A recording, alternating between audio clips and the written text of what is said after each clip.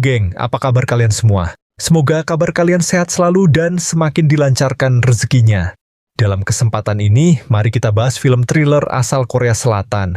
Menceritakan tentang seorang wanita yang dibully satu desa sehingga dia menjelma menjadi mesin pembunuh. Ceritanya bakal menegangkan dan menyayat hati.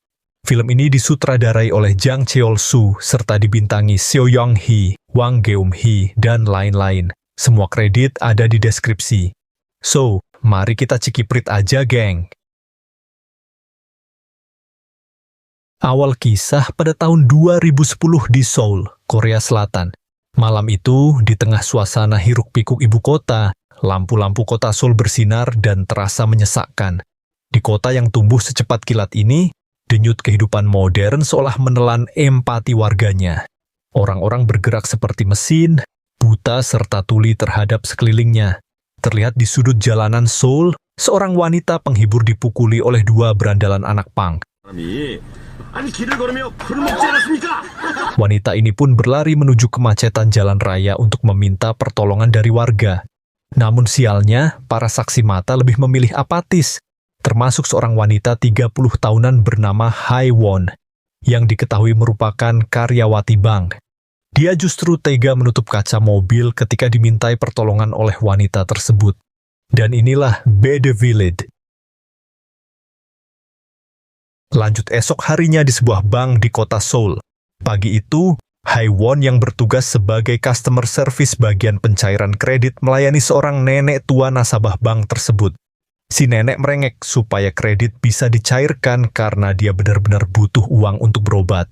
Di sini, Hae-won menjelaskan kepada si nenek bahwa penghasilannya tidak akan cukup untuk mencicil utang sebesar 3 juta won.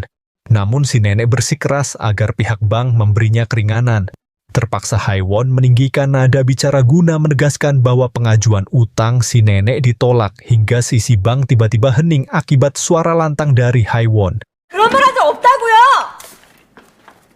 Semua terdiam, termasuk salah satu ibu cleaning service. Dia menatap Hae-won kesal karena begitu merendahkan orang miskin. Tak lama, ponsel Hae-won berdering. Itu panggilan dari pihak kepolisian. Hae-won pun mengangkat telepon yang intinya dia diharapkan datang ke kantor polisi untuk dimintai keterangan sebagai saksi. Karena ini urusan penting, Hae-won pamit melalui rekan kerjanya bernama Jisoo.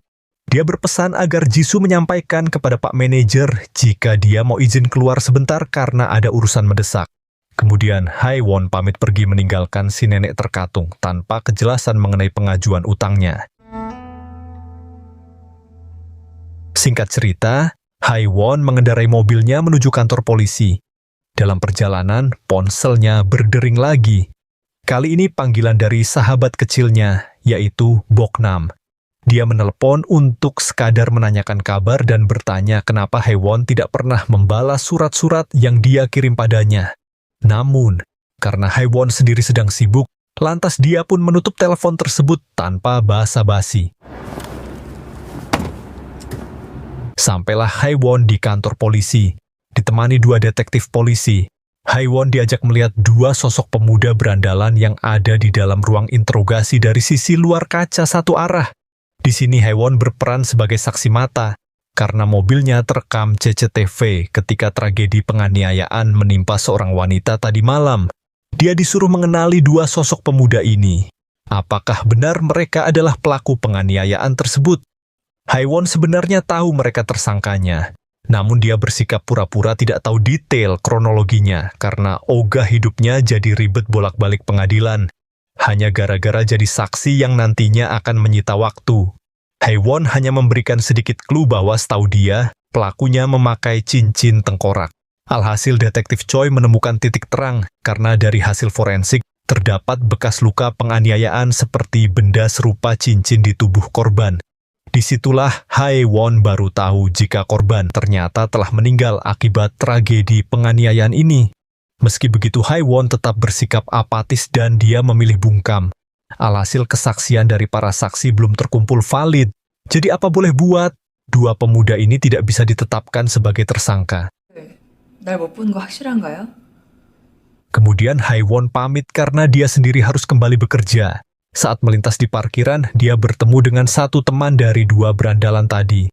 Segeralah Haewon bergegas pergi ke mobilnya. Tak lama, pihak keluarga korban datang untuk menuntut pada polisi supaya status tersangka segera ditetapkan kepada kedua berandalan itu. Bahkan, ayah dari korban ini sempat mendatangi mobil Haewon dan memohon agar Haewon bersedia memberikan kesaksian yang sebenarnya. Akibatnya, para berandalan tahu jika Haewon yang baru keluar dari kantor polisi adalah saksi kunci. Lantas para berandalan mendatangi mobil Haewon dan mengancam. Jika Haewon berani mengungkapkan kebenarannya, maka mereka tak akan segan balas dendam.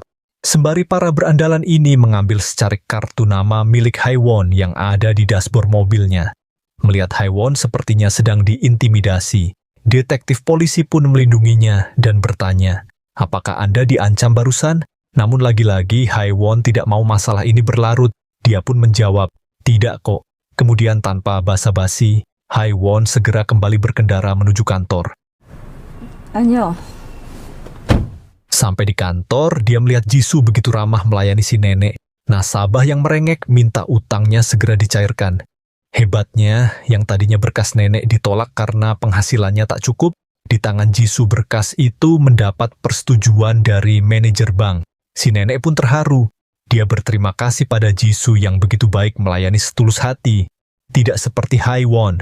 Segera Haewon yang melihat hal tersebut lantas mengajak Jisoo ke balkon sebentar. 어떻게 된 거야? Sebagai senior, Haewon menegur Jisoo yang menurutnya sedang cari muka di hadapan Pak Manajer supaya karirnya terus menanjak, dengan memudahkan nasabah yang sebenarnya tidak layak mendapat pinjaman karena berpotensi menjadi kredit macet. 지점장님한테 뭐라고 말했어? 선배님 얘기는 안 했어요. Usai menasihati Jisoo, lantas Haewon pergi ke toilet. Sembari merenung, dia sadar tegurannya pada Jisoo adalah tuduhan yang tidak berdasar. Lantas Haewon segera mengirim chat permintaan maaf ke Jisoo atas kejadian barusan. Dia juga mengajak Jisoo makan malam bersama pas pulang kerja nanti. Ketika Haewon sedang chattingan sama Jisoo inilah, dari celah bilik toilet, dia melihat seseorang melintas dengan mengenakan sandal pink. Haewon pikir itu Jisoo. Segera Haewon bangkit dan bermaksud keluar bilik. Namun anehnya, pintu terganjal oleh sesuatu dari luar sehingga dia terkunci. Bahkan lampu toilet juga dimatikan oleh orang tersebut. Spontan Haewon minta tolong untuk dibukakan pintu. Namun tidak ada seorang pun yang menyahutnya. Dia pun terpaksa memanjat bilik toilet sampai terjatuh, dan disitulah Haewon melihat bilik dikunci dari luar menggunakan alat pel. Sontak amarah Haewon meledak. Dia mengira pasti ini ulah Jisoo. Segera Haewon keluar toilet dan menemui Jisoo di tengah ramainya suasana bank. Tanpa ragu, Haewon menampar Jisoo di depan umum yang membuat seisi bank terdiam. Disitulah Haewon tak sengaja melihat ibu cleaning service melintas mengenakan sandal pink. Alhasil dia tahu siapa pelaku yang menguncinya di toilet. Ternyata bukan Jisoo, melainkan ibu cleaning service yang menaruh dendam padanya ketika dia bersikap keras pada nasabah bank tadi. Namun nasi sudah jadi bubur. Jisoo bingung dengan sikap Haewon yang berubah-ubah. Haewon pun dipanggil Pak Manajer menghadap ke ruangannya. Di sana Haewon diberi surat peringatan dan disuruh untuk ambil cuti guna merenungkan sikapnya akhir-akhir ini. Malam itu, pulanglah Haewon ke apartemennya.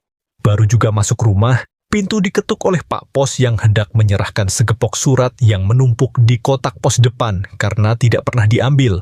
Usai menerima tumpukan surat itu, Haewon pun memilahnya. Terselip surat dari Boknam, sahabatnya yang meneleponnya tadi siang. Tanpa membaca isi surat tersebut, Haewon tega membuangnya di tong sampah. Kemudian Haewon mengambil sebotol minuman di kulkas sembari berpikir, kira-kira dalam masa cutinya ini dia mau kemana.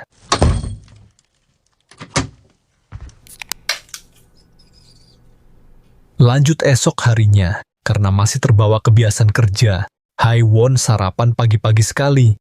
Disitulah dia baru sadar bahwa dirinya sedang dalam masa skorsing. Dia pun kembali ke apartemen untuk merenung. Seharian dia menenggak bir di atas ranjang karena gabut. Di sini Haiwon terpikir untuk pulang kampung saja ke rumah mendiang kakeknya yang berada di Pulau Modo, sebuah daratan terpencil di semenanjung Korea. Berangkatlah siang itu, Haiwon menuju Pulau Modo dengan menyewa sebuah perahu perintis. Nahkoda perahu bernama Sung bertanya, "Hei Nona, kenapa Anda mau ke Pulau Modo yang terpencil? Di sana hanya ada 2 pelayaran dalam seminggu saja loh." Lantas Haiwon menjawab, "Mendiang kakek saya adalah penduduk pulau itu. Saya hendak pulang kampung karena waktu saya kecil pernah tinggal di sana." Sontak Sung terkejut. "Apakah kakek Anda bernama Tuan Kim? Berarti Anda adalah Haiwon, cucu Tuan Kim yang cantik itu ya? Mungkinkah Anda masih ingat, saya Sung, penduduk Pulau Modo juga?" Tidak peduli rayuan Sung, Haiwon hanya fokus melihati cakrawala. Singkat cerita, sampailah perahu di tepian batu karang tempat bersandar. Di sana sahabat Haiwon bernama Boknam, seorang wanita 30 tahunan dengan kulit gelap terbakar matahari, melambai dengan begitu antusias menyambut kedatangan Haiwon. Bahkan Boknam memeluk Haiwon dengan erat. Sung menegurnya, "Woi dekil, jangan asal peluk, nanti baju Nona Haiwon jadi kotor." 맞다니까. 나 혜원이야. 혜원이지? 아, 미안. 혜원이 맞지? Kemudian diajaklah Haiwon oleh Boknam menaiki bukit menuju rumah mendiang kakek Kim. Di sana warga desa yang didominasi wanita sedang sibuk bertani. Mereka melihat Haiwon yang begitu cantik dan ikut menyapanya dengan penuh rasa penasaran. "Oh, ini cucu Tuan Kim yang cantik itu?" Boknam kemudian memperkenalkan suaminya bernama Manjong dan adik iparnya bernama Chuljong. Tak lama, bibinya Manjong yang dituakan warga desa bernama Bibi Dong bertanya pada Haiwon, "Kenapa wanita kota secantik dirimu mau datang ke desa kotor ini?"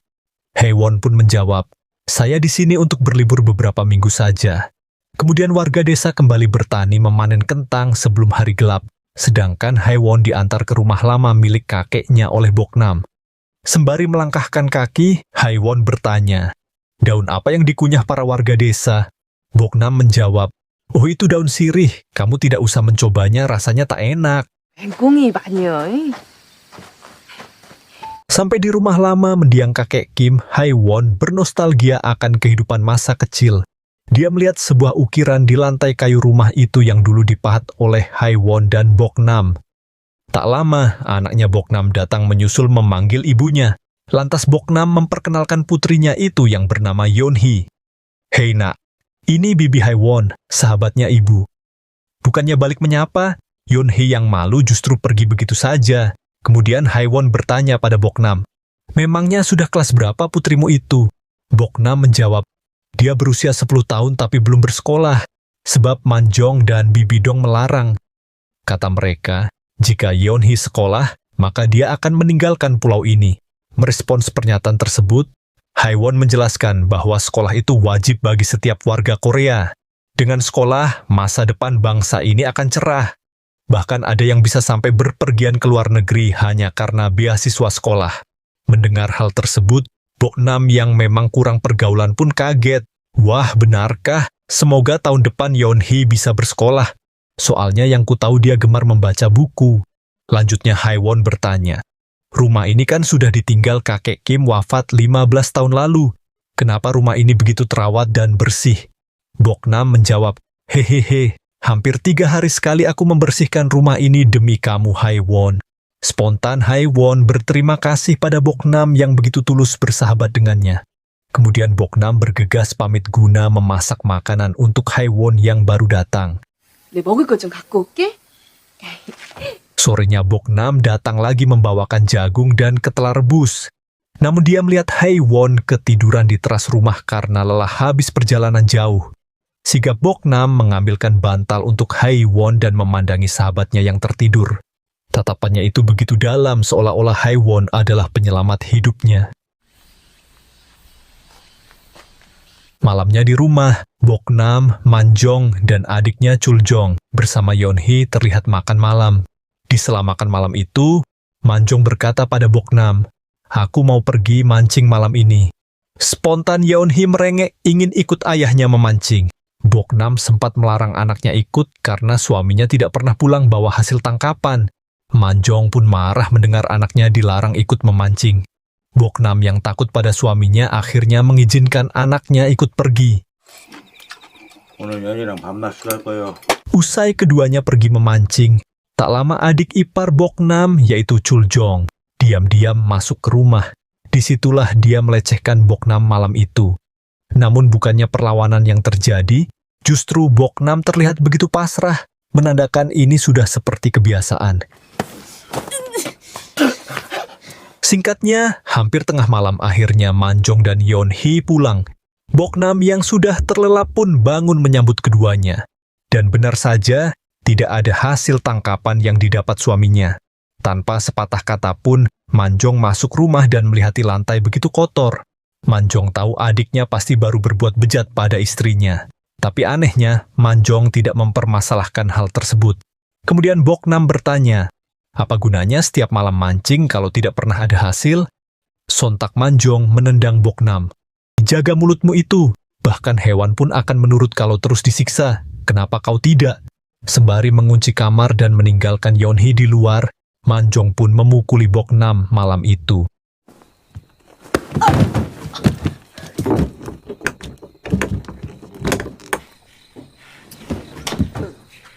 Lanjut esok paginya, Manjong, Chuljong, Boknam, dan Yeonhee sarapan bersama.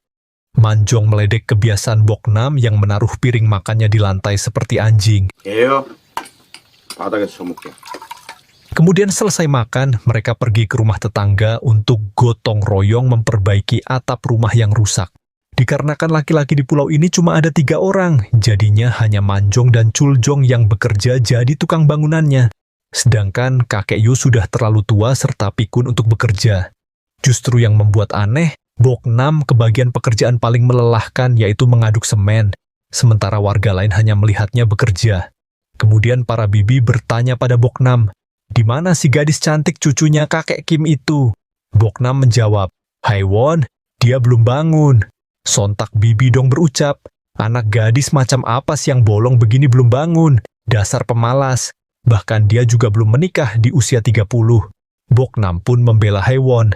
Banyak kok wanita di Seoul yang belum menikah juga di usia segitu.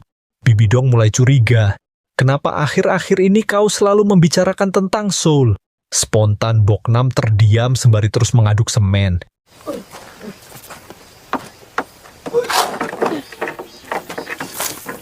Usai kerja bakti, Boknam datang ke rumah mendiang kakek Kim membawa sarapan untuk Haewon. Kemudian 2 sahabat ini kembali bernostalgia tentang masa kecil mereka. Disinilah Boknam mengajak, Haewon, mandi di sumber air desa seperti di masa lalu yuk. Haewon ragu karena takut diintip orang. Boknam pun menyarankan, kita mandinya malam hari saja biar tidak ada orang yang tahu.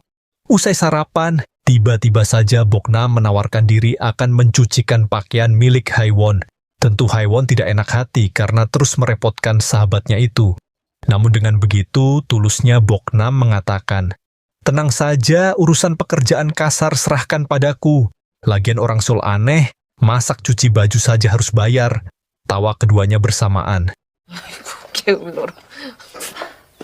Pergilah Boknam ke dekat sumber air desa. Di sana dia mencuci dress putih milik Haewon. Disitulah Boknam terkagum dengan dress tersebut. Dia berkhayal, apakah aku akan terlihat cantik jika mengenakan ini? Malamnya, Boknam dan Haewon mandi di sumber air desa. Boknam begitu mengagumi kulit Haewon yang putih bersih. Dia bertanya, pasti banyak pria yang suka padamu ya? Kemudian kedua sahabat ini bergurau saling mengguyur air.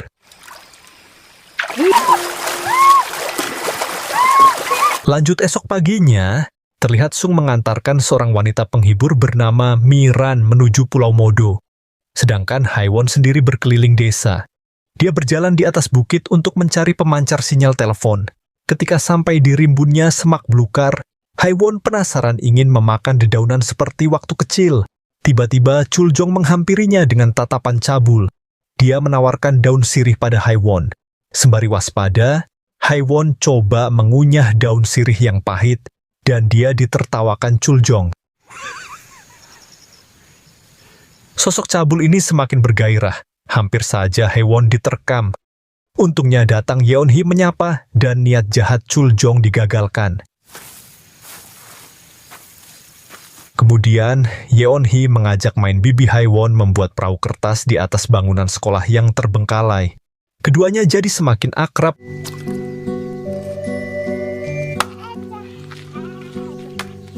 Bahkan Bibi Haewon diajak main Yeon-hee di pinggir pantai. Di sana mereka membuat kalung dari cangkang kerang. Namun dalam obrolan keduanya, Yeon-hee ini iri pada Bibi Haewon karena daun telinganya terpasang anting dan juga dadanya berisi. Yeon-hee ingin suatu saat dia memiliki kecantikan dan kemolekan seperti Bibi Haewon. Ini sebuah kalimat janggal yang terucap dari seorang bocah 10 tahun. Beralih di rumah Boknam, wanita penghibur tadi ternyata pesanan dari Manjong. Mereka asik berzina di dalam kamar dan disaksikan Boknam yang sedang makan di teras rumah. Pastinya Boknam cemburu, tapi dia tidak bisa berbuat banyak. Dia hanya bisa menghabiskan makanannya dengan rakus karena menahan emosi. Tak lama Haewon dan Yeon-hee pulang. Boknam segera menyuruh Yeon-hee pergi supaya tidak tahu kelakuan bejat ayahnya. Di sini Haewon ikut mendengar desahan-desahan tersebut dan bertanya, kenapa Boknam membiarkan suaminya berzina. Tak berselang Bibi Dong ikut datang membawa hasil tangkapan laut. Segera Boknam menitipkan Yeon-hee pada Haewon untuk diajak pergi sementara waktu.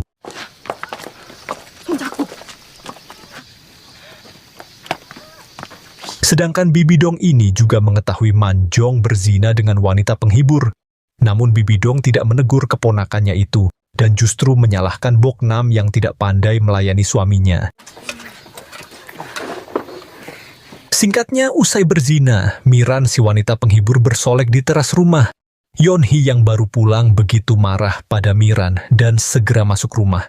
Lantas Miran ini minta maaf pada Boknam selaku istri sah Manjong. Dia terpaksa melayani Manjong karena memang itu profesinya, sembari Miran menghadiahi Boknam sunscreen. Kemudian Miran menyalakan rokok dan bertanya, "Kenapa kamu betah tinggal di sini dengan perlakuan suamimu itu? Kenapa tidak minggat saja pergi ke Seoul? Di sana kau bisa memulai hidup baru." Boknam mengatakan, "Kalau aku kabur, bisa-bisa aku digorok sama suamiku." Boknam balik bertanya, "Kau sendiri kenapa tidak pergi ke Seoul?" Disitulah Miran bergurau. "Bagaimana jika kita kabur bersama saja ke Seoul? Kau kabur dari suamimu, aku kabur dari rumah bordil. Di sana kita cari kerja jadi pelayan resto saja." Keduanya justru menjadi akrab karena obrolan ini. Boknam pun mengatakan, "Kalau aku minggat, siapa yang akan mengurus anakku? Dia masih kecil dan butuh sosok ayah." Miran dengan entengnya merespon, "Kau terlalu mengkhawatirkan hal sepele seperti itu. Lihat saja aku ini bisa tumbuh besar sampai sekarang juga tanpa ayah. Nyatanya aku tetap hidup sehat." Disitulah Boknam mulai merenungkan tawaran Miran tersebut. 되게 잘도 컸네. Tak lama Miran pun pamit, sedangkan Boknam lanjut memanen madu di atas bukit. Di sana Manjong ikut mengawasi kerja Boknam. Dia bertanya pada istrinya, "Woi, sudah kau siapkan makan malam hari ini belum?" Boknam cuek karena dia harus fokus agar tidak disengat lebah. Alhasil Manjong marah karena dicuekin. Dia mengambil batu dan melemparnya ke arah Boknam yang membuat sarang lebah terjatuh. Akibatnya Boknam diserang koloni lebah. Manjong malah mengejeknya. "Dasar wanita bodoh."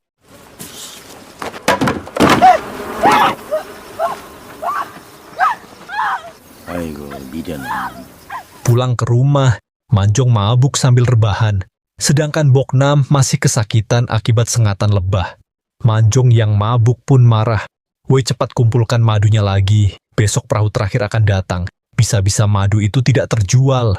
Boknam izin istirahat sebentar karena badannya masih sakit. Tapi dia malah ditimpuk balok kayu hingga jatuh dari teras. Kemudian Manjong membawa selai kacang fermentasi. "Obati lukamu pakai ini." Disitulah Boknam tersinggung. Dia tahu jika luka diolesi selai itu pasti akan infeksi, yang berarti suaminya menyuruh dia cepat mati.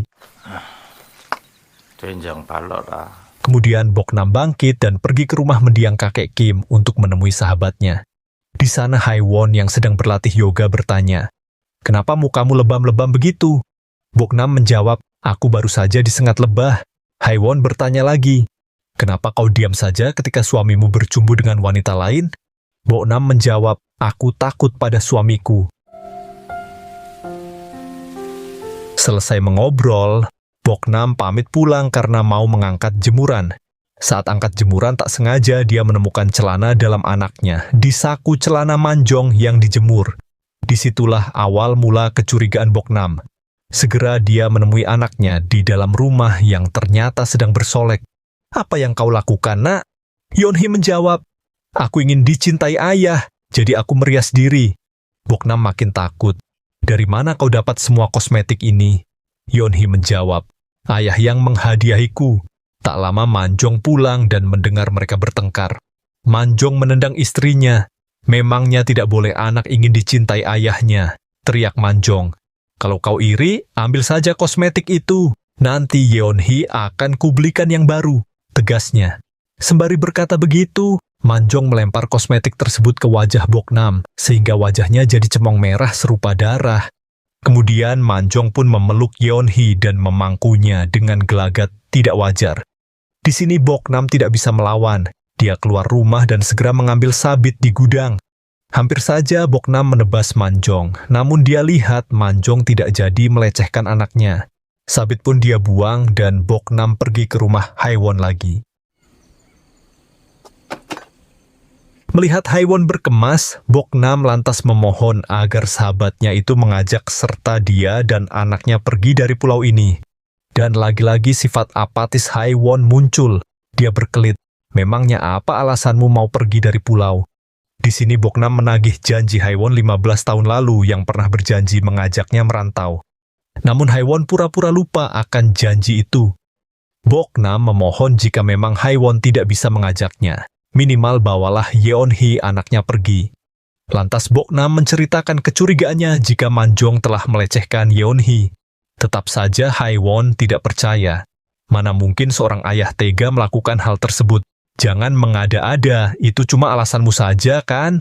Tegasnya. Sialnya obrolan mereka ini didengar warga desa yang cepu dan dia melapor ke Manjong.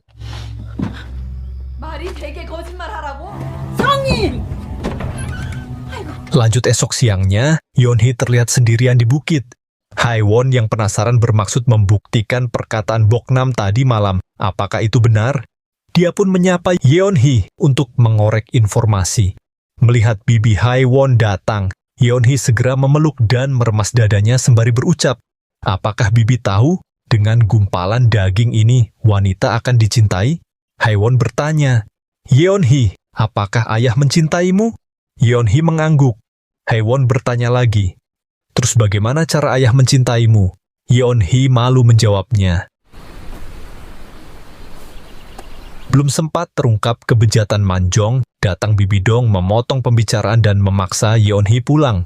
Bahkan Bibi Dong tega membuang buku geografi kesayangan Yeonhee. Di sini Bibi Dong mengusir Haewon agar segera meninggalkan pulau.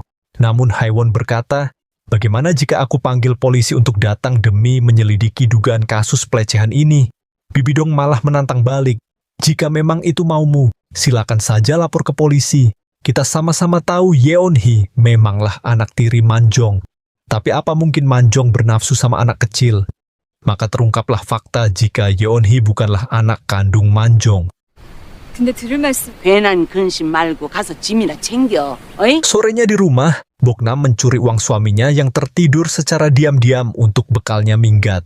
Kemudian dia meminjam telepon suaminya yang tersimpan di lemari guna menghubungi Miran. Di sini Boknam meminta bantuan Miran agar memesankan perahu untuk esok subuh. 미란이요? 나 Lanjut esok subuhnya, Boknam mengajak Yeonhee kabur ketika semuanya sedang terlelap. Sampai di pinggir batu karang, perahu pesanan menepi. Miran menjelaskan hanya perahu milik Sung yang bersedia berlayar. Meski curiga dengan gelagat Sung, Boknam terpaksa membayar jasanya sebelum berangkat. Dan benar saja kecurigaan Boknam, ternyata Sung masih satu komplotan dengan suaminya. Manjong yang tahu istri dan anaknya kabur dari rumah segera mengejar.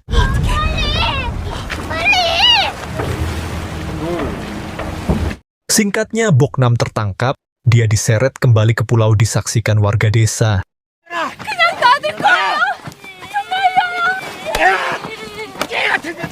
남편을 속이고 달아나 이 개 같은 년아! 잘리는 자를 받아줬더니!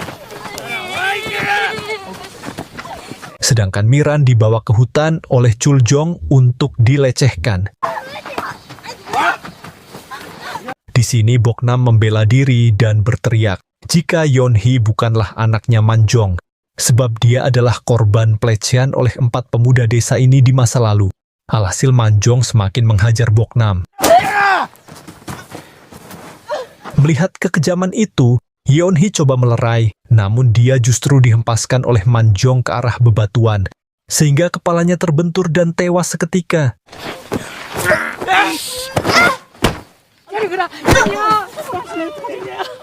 Boknam sedih melihat putrinya meregang nyawa, namun tidak ada satupun warga yang menolongnya. Dia melihat ke arah bukit, di sana ada Haewon ikut menjadi saksi atas kekejaman ini. Namun Haewon seakan-akan cuek dan pergi dari TKP. 된장 발리면 다 나. 저리 비켜.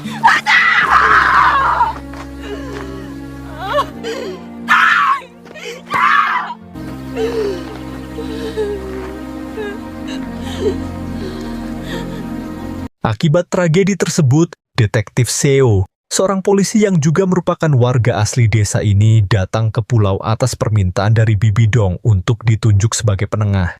Di sini warga desa kompak membuat cerita palsu tentang kematian Yeonhee yang katanya terpeleset. Boknam berharap Haewon akan membelanya untuk mengungkap kebenaran. Namun sungguh tega, Haewon justru mengatakan bahwa dirinya tidak melihat kejadian tersebut. 내 말 못 믿어요, 형님. 그래서 내가 안은 안 된다고. 살붙이고 살았다고 도망가는 예쁜네 쟤를. 자가 죽을 때 봤어? 아니요. Menganggap kejadian ini murni sebuah kecelakaan, Detektif Seo menutup kasus tersebut tanpa melalui meja hijau. Manjong yang merupakan sahabat kecil Detektif Seo ikut berterima kasih. Dia diam-diam menyuap Detektif Seo ketika polisi itu pamit pergi. Begitu juga warga desa yang menyuapnya dengan hasil panen. 삽이라 얼마 안 돼요? 이건 또 뭐요? Sementara itu, Haewon sendiri ikut berkemas. Dia bermaksud menumpang perahu Detektif Seo, namun sudah terlambat. Saking tergesa-gesanya, Haewon menginjak ukiran di lantai yang dia buat bersama Boknam waktu kecil, sehingga kakinya tertusuk serpian kayu, menandakan persahabatan keduanya sudah berakhir. 서두를 거 없다. 배는 내일도. Malamnya di rumah Manjong, si adik Chuljong datang untuk numpang menyeduh minuman herbal disaksikan Boknam yang sedang sedih meratapi kematian anaknya.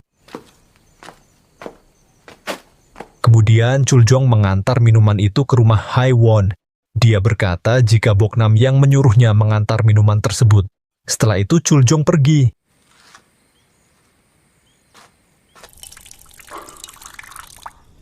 Tanpa menaruh curiga, Haewon meminumnya dan jatuh pingsan. Ternyata itu merupakan obat bius. Tak lama Chuljong datang lagi dengan niat melecehkan Haewon yang pingsan.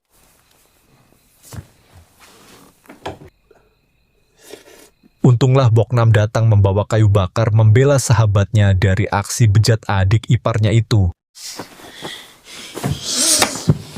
Kemudian flashback masa lalu Boknam diungkapkan. Dulu ketika masih remaja, Boknam dan Haewon sedang bermain seruling di hutan. Kemudian datanglah 4 pemuda desa mengganggu mereka.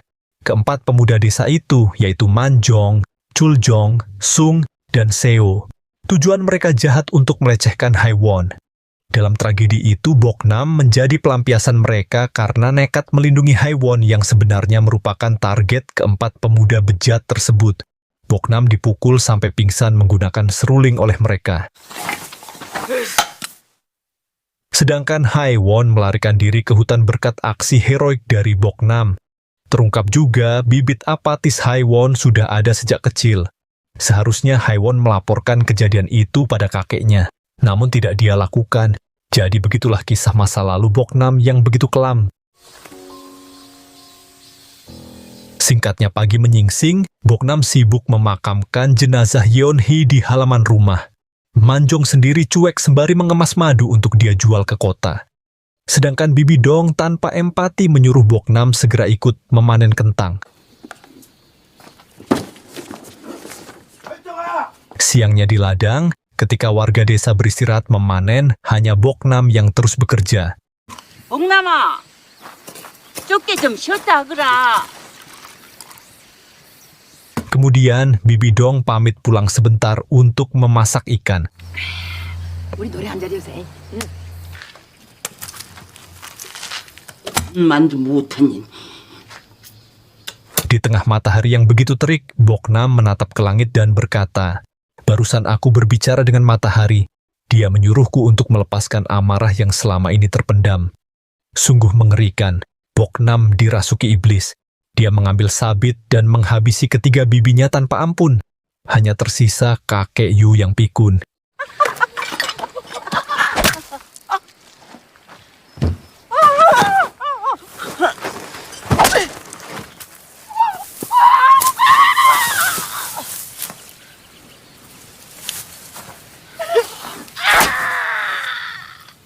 Kemudian Boknam mencari Bibi Dong yang tadi pulang. Ternyata Bibi Dong kabur ke hutan bersembunyi setelah melihat Boknam menjadi gila.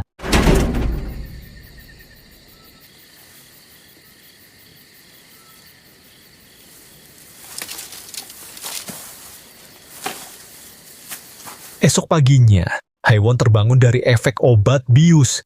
Dia kemudian mencari sinyal sampai arah bukit dan melihat kabel antena sudah disabotas oleh seseorang.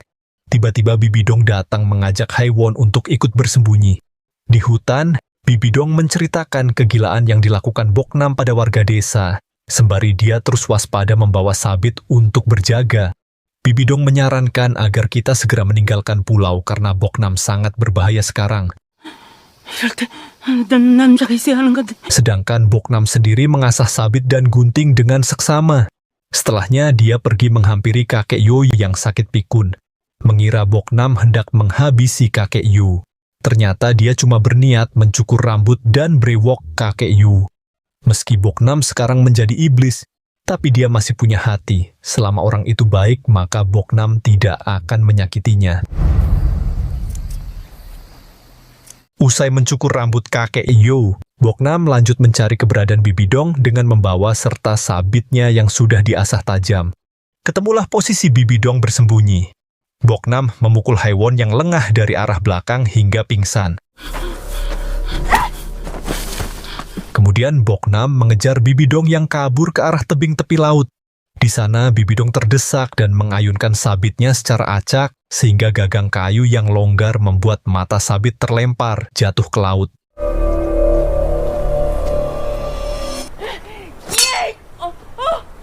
Otomatis Bibi Dong sudah tak punya senjata lagi untuk membela diri. Dia melihat dari kejauhan, perahu Sung menuju pulau bersama Manjong dan Chuljong. Bibi Dong bersyukur menganggap dirinya akan selamat dengan kedatangan para keponakannya. Namun Bibi Dong yang kurang perhitungan langsung melompat ke lautan. Sialnya dia salah langkah dan jatuh di atas batu karang. Pada akhirnya Bibi Dong tewas atas keputusannya sendiri.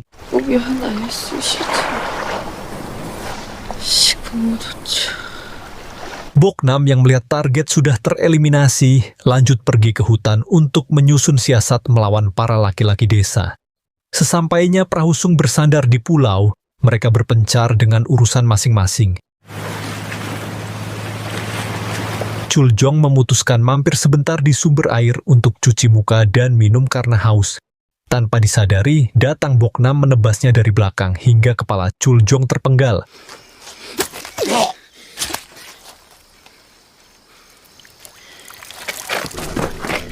Aksi sadis tersebut disaksikan Haiwon yang baru sadar dari pingsannya. Dia pun segera berlari menyelamatkan diri dari kejaran Boknam. Di sisi lain, Manjong dan Sung melihat ladang kentang berantakan. Sepertinya ada yang tidak beres dengan semua ini. Mereka pun bertanya pada kakek Yu yang pikun tapi tidak ada gunanya. Lantas keduanya menuju sumber air untuk minum sebentar. Disitulah mereka menemukan kepala Chuljong tergantung di atas pohon. Tak terduga Boknam menyerang dari belakang. Beruntung Haiwon berteriak sehingga keduanya tersadar.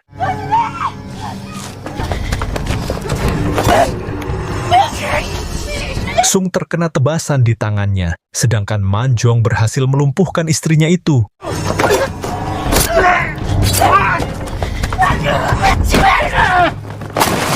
Mereka mengikat Boknam dan membawanya ke rumah.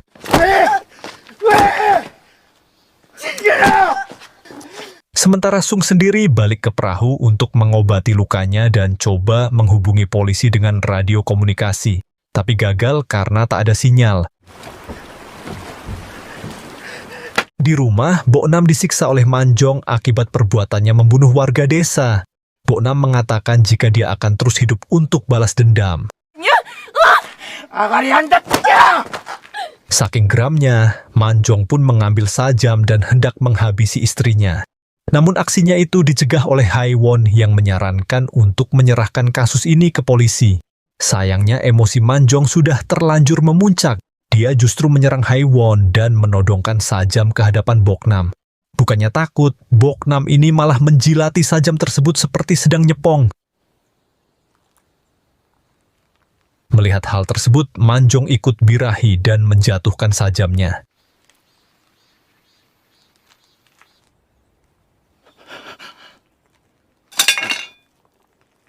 Dia semakin lengah ketika jarinya dikulum Boknam. Disitulah Boknam tahu Manjong lengah dan langsung menggigit jari suaminya hingga hampir putus. Seketika Manjong memukuli Boknam agar gigitannya terlepas. Dia kemudian bermaksud mengambil kapak yang tertancap di kayu untuk menyerang balik. Namun kapak tersebut terlalu dalam tertancap sehingga sangat keras untuk dicabut. Mengejutkan, Boknam yang terikat tali mampu membalikkan keadaan. Dia menggigit gagang sajam tadi di mulut dan segera menghujamkannya tepat di ulu hati Manjong. Meski tangannya terbelenggu, Boknam berhasil merobohkan Manjong. Kemudian dia melepaskan tali yang mengikat tangannya dan segera mengambil sabit.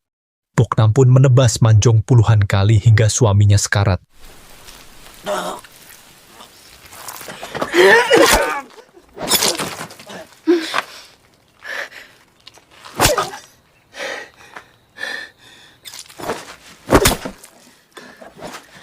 Kejadian itu disaksikan oleh Haiwon dan Sung yang baru menyusul. Spontan Haiwon mengajak Sung kembali ke perahu untuk segera kabur dari pulau ini. Usai menebas suaminya, Boknam bertanya, "Apakah rasanya sakit?" "Oh iya, aku ingat. Katamu obat luka adalah selai kacang. Sebentar aku oleskan selai kacang ke tubuhmu yang terluka." Sadis, Boknam mengolesi selai kacang yang membuat luka Manjong semakin perih dan berujung infeksi.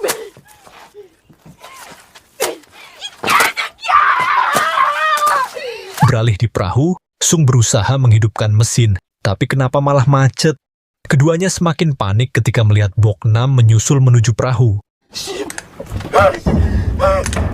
Singkatnya, usai percobaan beberapa kali, akhirnya mesin kembali berfungsi.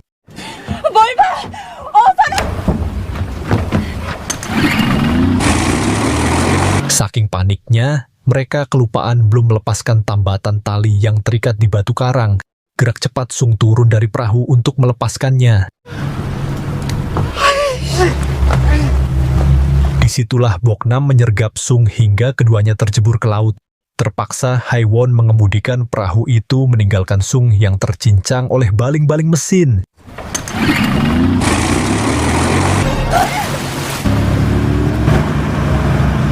Lanjut esok paginya di pelabuhan, paguyuban nelayan setempat menerima panggilan telepon dari Pulau Modo. Salah satu penduduk pulau bermaksud menyewa perahu hari ini dengan tarif 100.000 won. Maka berangkatlah seorang nelayan bernama Jang menerima orderan tersebut. Ternyata si penyewa adalah Boknam. Dia merias diri dengan kosmetik Haiwon yang tertinggal. Boknam juga mengenakan dress milik sahabatnya itu dan meninggalkan pulau yang sekarang hanya dihuni kakek Yu. Lantas Jang yang menjemput Boknam pun bertanya, "Kemana tujuanmu, Nona?" Boknam menjawab dia bermaksud merantau ke Seoul. Jang makin penasaran. Memangnya selama hidup Nona belum pernah keluar pulau? Boknam menjawab, "Iya, selama umurku yang menginjak 30 tahun ini, aku belum pernah meninggalkan pulau." Jang hanya tertawa. Apa kamu tidak gila Nona hidup di pedalaman selama itu? Boknam menjawab singkat, memangnya aku terlihat waras? 서울 구경 좀 할까 해서요. 아저씨 내가 제정신으로 보여요. Singkatnya sampai di pelabuhan, Jang mengantar Boknam melangkahi dermaga. Boknam membayar sebanyak 100.000 won seperti tarif yang ditetapkan di awal. Namun Jang menolaknya, dia hanya mengambil seperlunya uang dari Boknam. Sebatas balik modal sudah cukup dan Jang mengembalikan sisanya. Di sini Boknam baru tahu, ternyata di dunia ini masih ada orang baik seperti Jang. Dia pun mulai melangkahkan kaki di dermaga, dan Boknam melihat polisi sedang memeriksa perahu milik Sung yang tiba di dermaga kemarin. Pihak polisi sendiri sudah mengamankan Haiwon yang kemarin ditemukan pingsan di perahu itu ke kantor polisi terdekat. Para polisi yang menggeledah perahu milik Sung ini curiga, mungkinkah telah terjadi sesuatu yang gawat di Pulau Modo. Sebab Sung sebagai nahkoda perahu tidak terlihat bersama perahunya. Di kantor polisi setempat, Detektif Seo menerima laporan dari petugas lapangan tentang kejanggalan tadi. Segera Detektif Seo memborgol Haiwon yang masih pingsan untuk dibawa ke lantai atas ruang tahanan sementara. Malamnya, suasana kantor polisi begitu sepi, Haiwon tersadar dari pingsannya dengan tangan terborgol. Dia bangkit dan terkejut di sampingnya sudah ada Boknam membawa palu godam. Segera Haiwon pergi mencari bantuan ke lantai bawah. Tapi dia terkejut melihat Detektif Seo sudah bersimbah darah tak sadarkan diri di meja kerjanya. Di sini Haiwon tersadar jika semua ini pasti ulah Boknam yang berniat balas dendam pada siapapun yang telah membuat hidupnya hancur. Seluruh kantor polisi sudah dikunci oleh Boknam ketika Haiwon pingsan tadi. Terpaksa Haiwon melawan Boknam sebisanya. Dia inisiatif masuk ke ruang tahanan dan mengunci diri di sana. Tak kehabisan akal, Boknam mencari kunci cadangan di saku Detektif Seo yang bersimbah darah. Sembari membawa seruling patah kenangan persahabatannya bersama Haiwon, Boknam coba membuka ruang tahanan dengan beberapa kunci yang beragam itu. Boknam berkata, dia akan mengampuni Haiwon jika sahabatnya itu bersedia memainkan lagu kenangan mereka waktu kecil menggunakan seruling ini. Lantas Haiwon mengambil seruling tersebut. Namun dia masih ketakutan karena Boknam terus mencoba membuka pintu ruang tahanan. Ketika sedang fokus memilah kunci, tiba-tiba Boknam dihujani tembakan.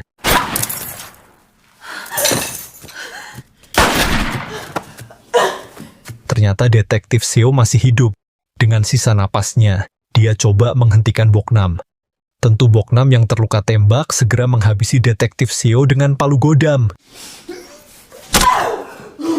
Kemudian Boknam yang terluka berhasil membuka pintu ruang tahanan. Dia merangkak mendekati Haiwon dengan membawa palu godam dan berniat menyerang dengan tenaga sisa. Namun Haiwon berhasil melawan dengan menghujamkan patahan seruling ke leher Boknam. Alhasil Boknam yang sekarat akhirnya menyerah. Dia punya satu permintaan terakhir sebelum meninggal, yaitu menyuruh Haiwon memainkan lagu dengan seruling tersebut. Terpaksa Haiwon memainkan lagu sambil menangis. Dia menyesal sikap apatisnya membuat sahabatnya sendiri menjadi musuhnya. Dan tak lama Boknam pun mengembuskan napas terakhir di pangkuan Haiwon.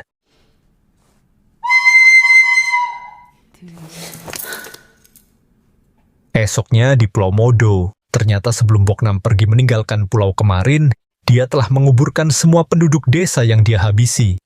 Di sini kita ditunjukkan meski Boknam dirasuki iblis, tapi sisi kemanusiaannya masih ada. Dia tetap memberikan penghormatan terakhir dengan menguburkan warga desa secara layak. Pada dasarnya, Boknam hanyalah orang baik yang terpaksa membela diri karena terus disakiti. Sedangkan nasib kakek Yo yang ditinggal Boknam sendirian di pulau itu juga tak kalah tragis. Dia akhirnya juga harus meninggal karena kelaparan tidak ada yang mengurusnya. Selang beberapa bulan setelah tragedi berdarah Pulau Modo, Haiwon menjalani sidang di pengadilan sebagai saksi atas aksi kriminal Boknam. Kasus ini resmi ditutup dan Haiwon mulai sadar bahwa dirinya harus mengubah diri menjadi pribadi yang lebih baik. Hari itu juga Haiwon datang ke kantor polisi untuk membuat laporan atas kasus penganiayaan wanita oleh anak pang di awal cerita. Dengan lantang, dia bersaksi di hadapan polisi bahwa dua anak pang tersebut adalah pelaku pembunuhan. Kedua pemuda berandalan yang kembali diinterogasi segera menyerang Haiwon. Namun kali ini, Haiwon tidak gentar sedikit pun. Dia menepati sumpahnya untuk tidak lagi bersikap apatis. Dan kedua pemuda tersebut resmi diringkus oleh polisi sebagai tersangka. Usai memberikan keterangan di kantor polisi, Haiwon pulang ke apartemennya untuk mandi. Kemudian dia mengorek tempat sampah guna memungut surat-surat dari Boknam yang sempat dibuangnya. Dia pun membaca surat tersebut sembari menangis. Ternyata selama ini, isi surat itu adalah curhatan Boknam tentang kehidupannya yang begitu suram di Pulau Modo. Dalam surat itu, Boknam sempat meminta tolong pada Haiwon untuk diselamatkan. Namun karena Haiwon tidak pernah membacanya, jadi dia tidak tahu ternyata surat-surat ini adalah sinyal SOS dari Boknam. Seandainya saja sejak awal Haiwon tidak bersikap apatis, mungkin ceritanya akan berbeda. Kini yang ada dalam benak Haiwon hanyalah penyesalan seumur hidup. Dan cerita pun selesai, sampai jumpa di kisah seru lainnya.